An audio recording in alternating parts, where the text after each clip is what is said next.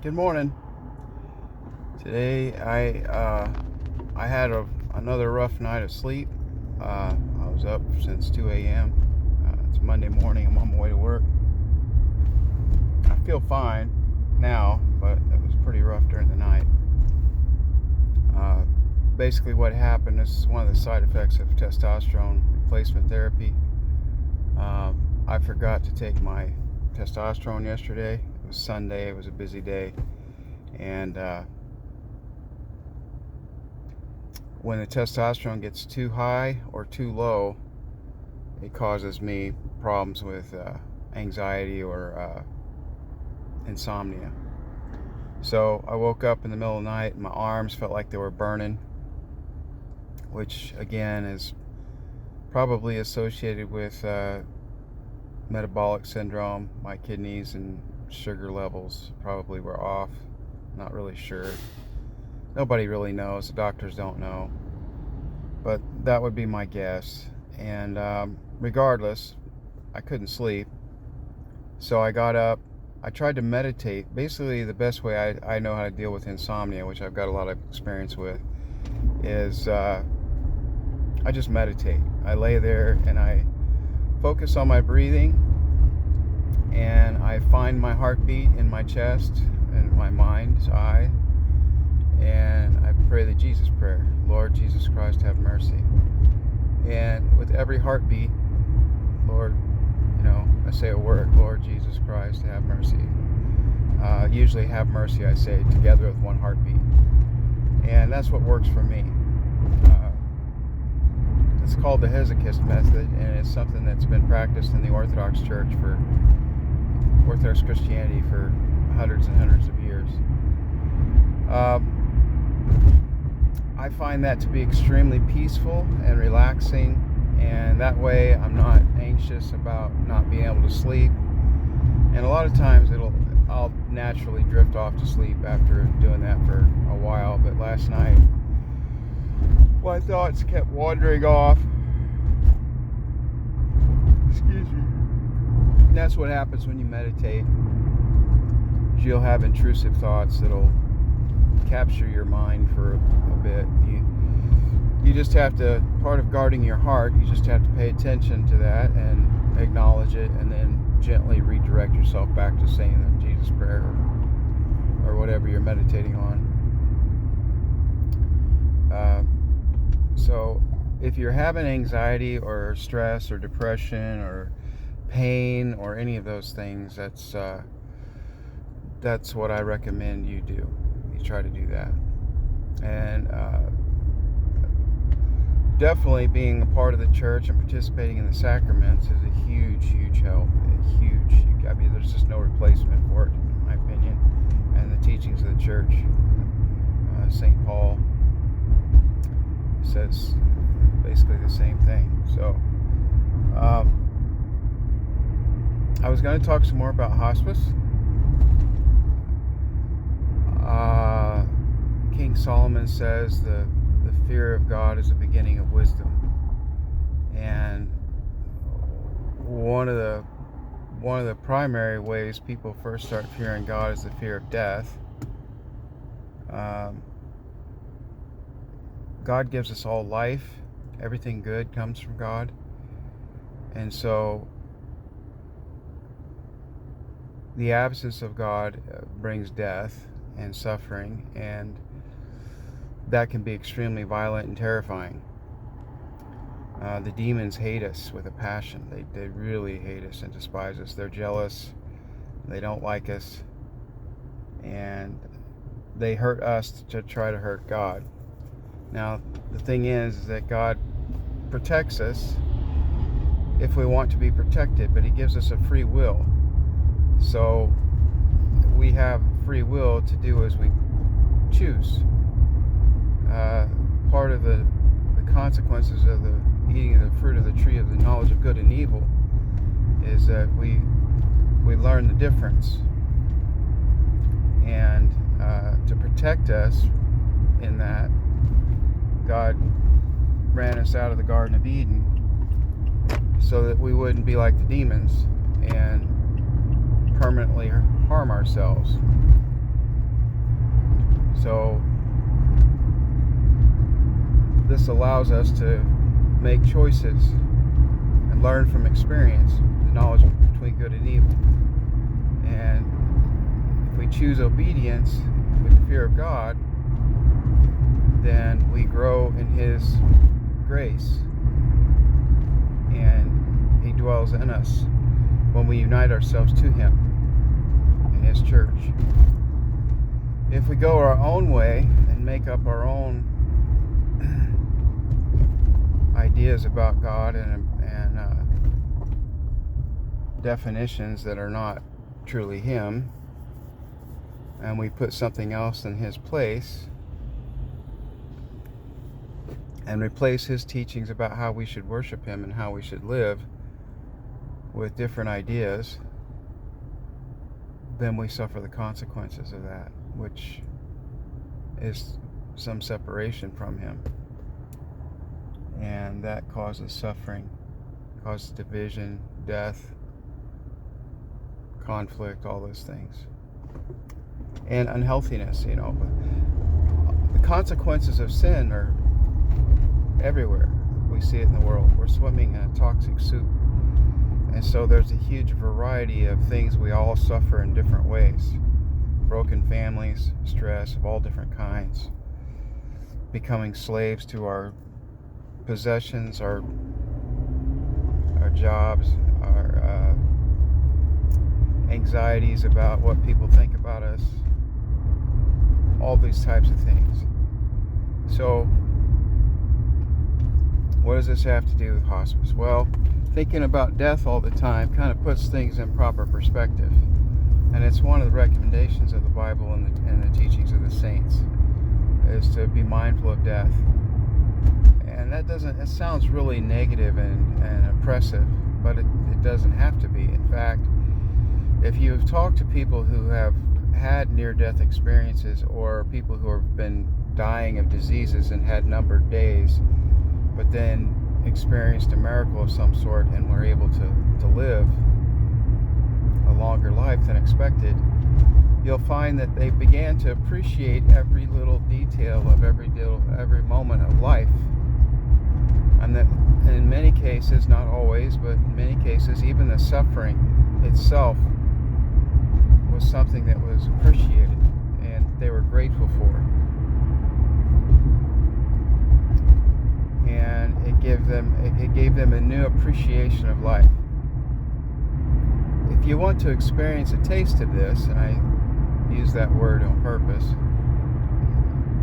pun intended, try fasting.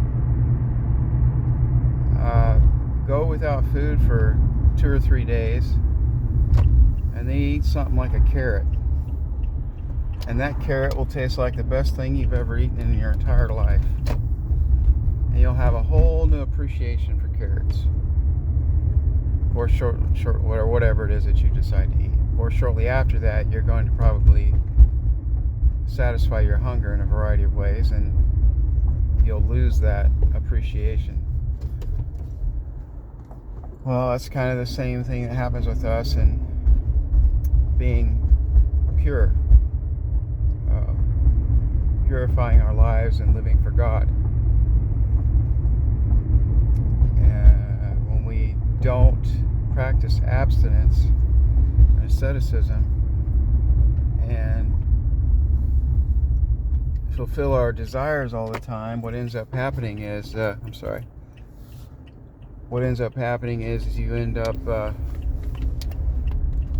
not appreciating things, and that leads to disease. Addiction is the satisfying of your desires to the point that you can't satisfy them anymore, and it always requires more and more and more of whatever it is to try to get the same feeling, until you no longer get that feeling no matter how much you consume.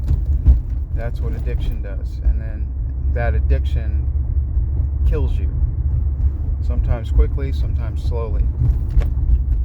You see it with drugs and alcohol, but it's true of everything: cigarettes, chewing tobacco, sex,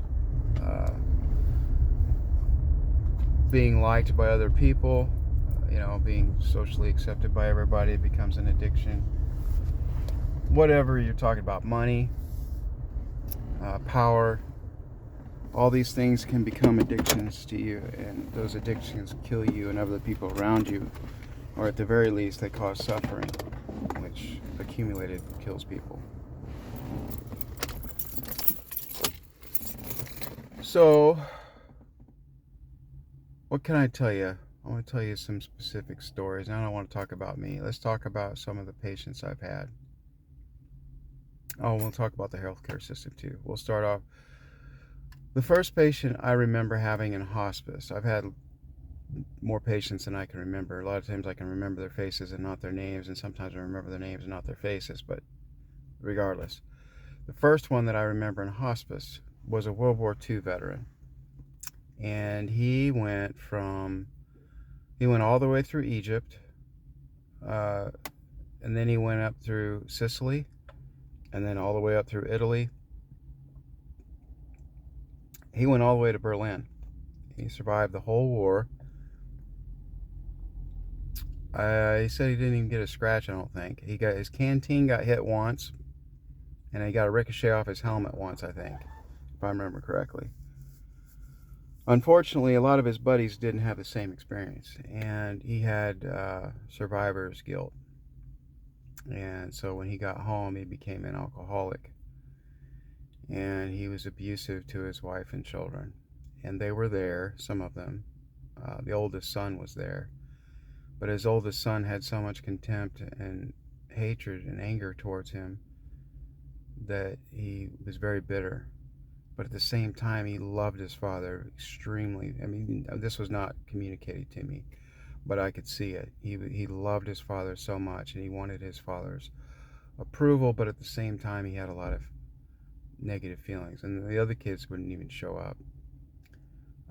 The wife was a good wife. She took good care of him, and there were some other family members there too. I think they were grandchildren. But I would go into their home regularly and every week, and I would give him a bed bath, and I would take his vitals, and I would chart objectively on how he was doing, and basically what I saw, and then I said I'd give him a bed bath, and I would feed him if I could feed him. Toward the end, I couldn't feed him. He was already pretty well advanced. He was contracted. He couldn't move very well. He had a couple of bed sores, and poor guy, he was suffering. And I remember, when you're alone with these patients and you're giving them very personal care, cleaning them, and you're trying to be gentle, and you're trying to make them comfortable using warm water. And I recommend using essential oils in the water. It helps them smell better and helps them feel better. Maybe I should tell you about how to give a good bath, a bed bath. The way I would give a good bed bath is I got a shower curtain. Now, this wasn't taught to me. I came up with this myself. You got a shower curtain, and I would get a bunch of towels, soft, plushy towels, not the abrasive kind. And I would roll up the shower curtain halfway, and I would roll up the towels halfway, and I would roll them on their side and tuck them under their back, along their back. And then I would roll them back towards me over the towel and the shower curtain rolls. And then I would unroll it to the other side. So they were laying on top of towels first, and then the shower curtain, and it was soft. And I would keep them covered as much as possible while I'm doing that to keep them warm. Because when you're old and frail, you can't heat yourself like you normally would. And then I would get warm water, really warm, but not hot. Not to the point it was uncomfortably hot, but it would be really warm. So it would allow me time to bathe them while while the water was cooling. I couldn't take too long doing it. So then I get a washcloth and a cup, a small cup. Plastic works best because, if you don't drop glass or whatever, it'd be kind of heavy. It could hurt them. But a small styrofoam or paper cup works great. And I would wet the washcloth real good and use a dry soap, or showerless soap. It doesn't matter if it stays on their skin. And I would wash them up really well and lather them up really good. And then I would one part of their body at a time, so they were always covered except for where I was washing. And then I would take the cup and I would thoroughly rinse them. And I had enough towels underneath them that it would absorb that water. And I would move as quickly but as gently as possible so that it got over with quick. But I kept them warm and comfortable and really rinsed them really well so they didn't have residue and felt sticky and yucky on them. And then, of course, when it's over, dry them off and then pull the stuff out from underneath them. And they smell good and they feel good. And same with their hair. I'd wash their hair really well the same way. And I would put a bunch of towels underneath their head like a pillow. And I'd put like 3 towels folded, maybe 4. And I would give them a good rinsing so they were really clean, like they took a real bath. That's really important for somebody who's dying and they're uncomfortable, to do that as gently and quickly as possible. So toward the end, he was kind of in and out of consciousness, and he would talk to people that weren't there. And he opened up to me and told me stories that I found out later he never even told his family, about his combat and some of the things he experienced and how he regretted. I heard lots of deathbed confessions. How he regretted that he was hard on his family and that he drank too much, and that he had survived and his buddies didn't. And so, toward the end, he got a fever, he got sepsis, and he basically died of organ failure. And he was on morphine at the end, so he was in pain, but he was in and out of consciousness, and it wasn't as painful. He kind of went peacefully. So, all right. So what can you learn from that? I don't know. I leave that an open question. I'm going to give you lots of open questions to think about things. One thing that I would like you to consider is that a lot of times people who suffered trauma tend to get stuck, and they have a hard time getting out of that mindset. And I have talked about that before with my own experiences, if you want to go back and try to find that video. But basically, the way to be normal and to return to normalcy is to remember your childhood, remember your roots, and return to that mindset and pray to God to heal you and to take away that suffering and to grant you to be a child in your heart again, and try to live that way. And that will help you return to peace. That's been my experience. So, and you need to be compassionate towards people who can't do that. They struggle with that. So, food for thought. Pray for me, an unworthy sinner. God bless. Over and out.